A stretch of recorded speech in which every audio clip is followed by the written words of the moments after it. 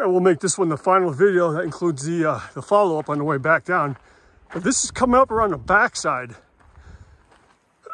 Man, I tell you, I'm out of breath. Sorry about that. Of Lexington Arch. So that last video I put out, that was from the front side where that little bench was at. And this here will get you the rest of your mileage to bring you up basically to 2.77 or somewhere in that area. I'll give you the numbers here in a second. But as you follow that trail, continue following that trail down along the creek bed. And it's an official trail, so you're not bushwhacking. But as you follow that trail, man, I hope that sun doesn't ruin it. But as you follow that trail down around the backside, they actually do lead you up to right underneath the arch. So here you go. So I'm gonna do the best that I can to keep this on video, and it'll be a little bit longer because I am gonna film going back down to it, some final thoughts.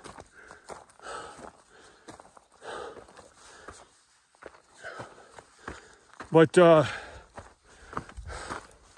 the fact that so many of these arches that you find kind of out in remote locations are accessible, not just from afar, but that you can actually get up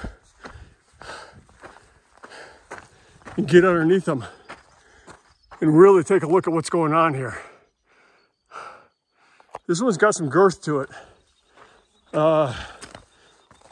Okay, I'll leave it at that. Again, we're talking about 60 feet from top to bottom. Those are the numbers I heard kicked around. And as we make it to the very top of the where the base is at, holy balls! I'm gonna look out back over Arch Canyon, and basically, as you take this down through the canyon there, dogleg off to the left, to the right, to the left, to the right, to the left. It'll get you back to the trailhead. So, but here you go.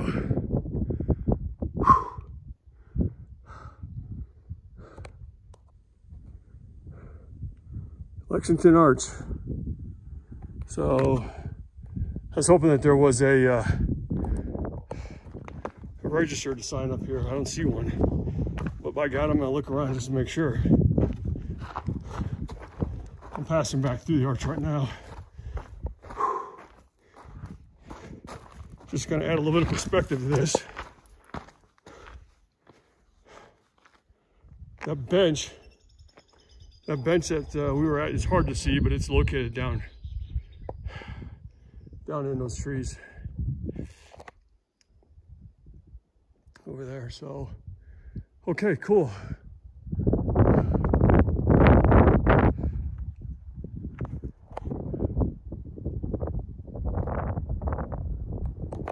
Lexington Arch, probably something that most people have not heard of. Again, I have no clue how I came across this thing. Sorry about the wind. But I did confirm with the park ranger yesterday that it was still accessible to get here, even though they've had lots of problems with fires and floods over the last couple of years. I'll dwell on more of that here in a second on the way back down. So,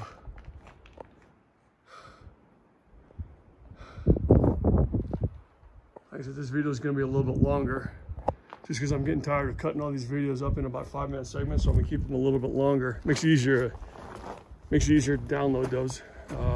I had a reason for doing shorter videos last time or before. That is no longer an issue. So, all right, let me just kind of finish walking through here real quick. Oops, sorry. Again, this is looking out the back of the arch here. And to give you numbers, we are at 2.79 for distance, pretty close. 1298 for total ascent. So let's just call it 1300. Of course, most of that ascent is going to be on the going out. The majority of it's going to be outbound. And there's going to be a little bit of ascent. There's going to be a little bit of ascent on the way back, but not much. So let's just call it whatever the hell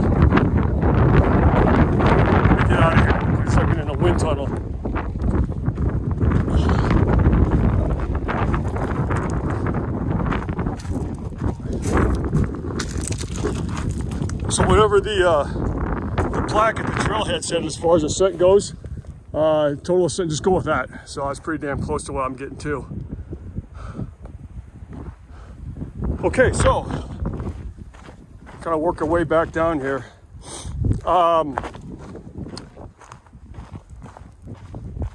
This arch, let me start from the beginning. The trailhead, going from the trailhead for about the first half a mile, you're basically walking through a riverbed that is in rough shape, real rough shape. So obviously it hasn't been cleared out in a while, and it's just a matter of time until the nature reclaims that and makes it extremely difficult to find a trail. After that first half mile, maybe 3/4 of a mile, you actually hit a small dirt trail, kind of like what we're on right now. That is fairly well groomed. It's pretty good shape because that's the official trail. Again, they've had problems with fires and floods in the recent past, and it's washed out a lot of the former access points to the trail. And so basically you're left with parking at that kind of that makeshift trailhead where I parked the Jeep and walking in from there. So that puts a little bit of extra miles on, or about an extra 3/4 of a mile. And then you pick up the actual trail that was designed to bring you through Arch Canyon up to the Arch. And that's in pretty good shape. There is some regrowth, reclaiming of the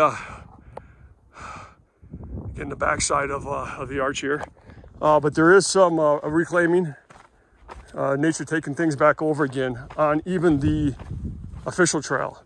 So I see that quite a bit as you kind of get into these remote spots. Obviously the Park Service doesn't have the manpower or the resources to maintain that as much as the more popular trails, and people that come out, that actually come out and hike this type of stuff, they, and more than likely, are not equipped or have no desire to cut back a lot of the weeds, a lot of the hedges, and what have you. So it's kind of left up to volunteers to come out and do that.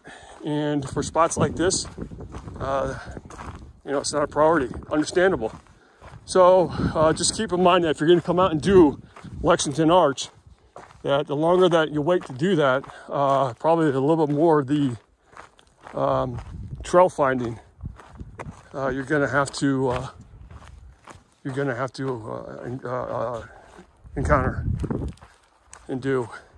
So whereas yesterday the Notch Peak to get to elevation, a lot of that was basically straight up.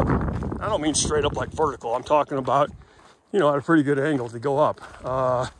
Very few switchbacks on that hike yesterday.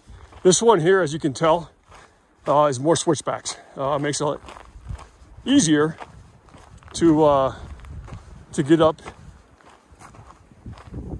and down. Is what is.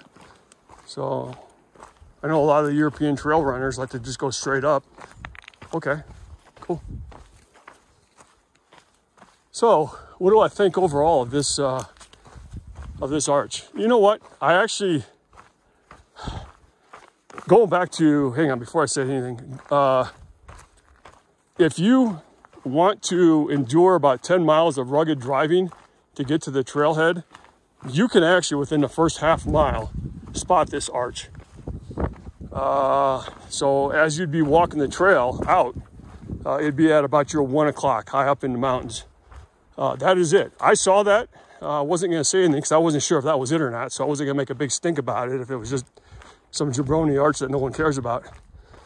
But now having actually been up here, I know that what I saw was the arch. So, you know, if you don't want to hike, but you want to just see the Lexington Arch or whatever, you can park your vehicle at the trailhead after 10 miles of Jeep trail, pop out, walk about a half a mile, 3/4 of a mile up the trail, bring a good pair of binoculars and look at about your 1 o'clock. And that is the Lexington Arch. And if that's all that you care about, get back in your vehicle and go 10 miles back down that Jeep trail and carry on. There's other arches around that would make more sense to see, but yeah, you know, whatever. So now, what do I personally think of this? I wasn't thinking much of it until I hit that last half mile that I'm on right now, and coming around the backside and actually going up and seeing it. I was kind of thinking that, you know, I love arches, but I've also gotten to understand that some people make a bigger deal out of a garbage arch and bring people to it, and you get there, you're like, that's it. Very subjective, I get it, I know. But if I'm going to put my time into coming out to something like this here and absolutely crushing the vehicle, as far as, you know, taking it out on a vehicle to on these trails, that I want to pay off in the end. And I was getting a little bit on the way out here. I was thinking, well, if that's the arch there, it's no big deal. I mean, you can see that everywhere. Hell, McDonald's even has a better pair of arches than that. That was my initial thought. And but then once I got onto that last half a mile, so basically from that bench that we're coming back up to here in a second, to the backside underneath the arch, that made it for me. And what I've been doing is I've got a list of waypoints on my map that I want to visit. A list of sites that I want to visit. And if they're keepers, like if I go and visit them and I'm like, damn, that was really cool, I'd love to go do that again sometime, I'll keep them on the map. So I've got that information already in hand. But I've erased a lot of stuff that I had originally on the map. I got there and I'm like, yeah, that's not gonna work for me. There's no way in hell I'd ever come back out and see this again. And like I said, most of the stuff I'm doing is very remote. And so it's gotta be pretty impressive for me to keep it on the map, go visit it, and say, yeah, I would definitely put myself and my vehicle through that again to go see that. This is gonna be one of those things that, here's the side of it. If you get excited about the sides of arches, there you go, all the way down to the base, down into the dried out creek bed.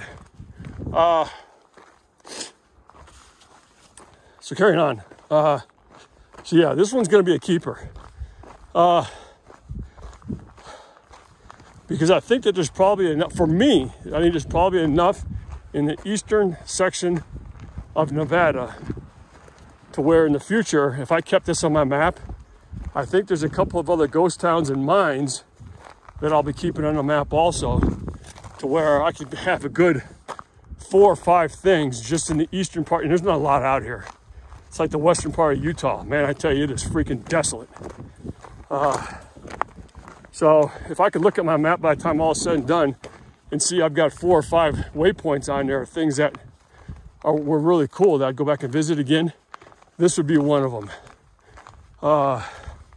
Again, this is part of, it's kind of weird because the trail, most of the trail is on BLM land, Bureau of Land Management. And then it's not until you get, I don't know, it's about this point right here that turns into Great Basin National Park. So again, most people don't care about that, but there are different regulations and restrictions when it comes to what I like to do, which is dispersed camping. So dispersed camping in a national park is a big time no-go unless it's in a designated campsite. On BLM land, it's pretty much a free-for-all. So here we go back to that bench that I had in an earlier video. So I tell you what, guys, if you're ever gonna propose to somebody, a female, here under the arch, doing your thing, I'll leave it at that. You're in like Flynn. Okay, but anyways, as I lose my train of thought and try to get it back. So right now, I think we have crossed the line into Bureau of Land Management. So you kind of have to pay attention to maps and make sure they're updated as far as finding out who's got authority over whatever property is that you're on. So that's kind of a long-winded response to whether or not I would come back here again. For me, yes. Just because there's enough in this area, when I say area, I'm talking about the eastern part of Nevada. There's enough in this area that if I add this to it and a couple of other things, it could make for a pretty nice couple of days. Now, that being said, if somebody wants to see an arch and they're hell-bent on seeing this arch, hey, more power to you. If you've never seen an arch before, sit up next to one or what have you, I would probably hit up Utah as a place to do that, because there's a lot more to see and do there along with the arches than there is out here. I would never come to Great Basin or Eastern Nevada just to see an arch. I think that's crazy talk. The Great Basin's a cool park so far. Like I said, I mean, you've got stuff like this arch on one day, and if you wanted to turn and burn and go do Wheeler Peak the next day, that's a nice couple of days right there. For me, I am heading south, kind of taking a long way to head south from here to go do a couple of things there, and then I will turn around and head back this way again towards, I don't know, is it Ely? Eli? I know it's E-L-Y, but I don't know. Potato, whatever the hell it's called. But I'll eventually make my way towards Ely to do a little bit of resupplying and refueling. And it's at that time on my way back north again that I very well might decide to go hit Wheeler Peak. So we'll see. It depends on how I feel. I mean, I've gotten in a lot of hiking out here. I will be hitting the Ruby Mountains up in northern Nevada, and I'll be doing a hell of a lot of hiking up there. So it kind of all depends on, I got plenty of time now. So it just kind of depends on how I want to structure this. All right, I'm gonna give you all one last glimpse of Lexington Arch. And I'm gonna shut this one down and head back down to the vehicle. This will be the last video on this here. There's nothing extravagant between here and the trailhead.